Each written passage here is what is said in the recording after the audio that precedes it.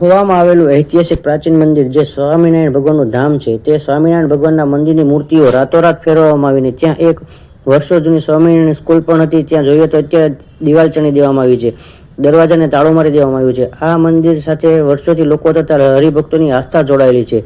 ત્યાં નિત્ય પૂજાપાઠ કરવામાં આવે છે. આજુબાજુના લોકો અને મહુવાવાસીઓનું હરિભક્તોનું આ પહેલું મંદિર ગણાય. એટલે આ મંદિરની અંદર રાતોરાત ભગવાનની મૂર્તિ ઉઠાવવામાં આવી અને નવા મંદિર ખાતે લઈ જવામાં આવી. શા કારણે રાતોરાત આવું કેમ કરવું પડ્યું તે આ રહસ્ય સમજાતું નથી. લોકો અને હરિભક્તો બહુ જ નારાજ થઈ ગયેલા છે અને ઘણા બધા લોકોની નારાજગી જોવા મળી રહી છે.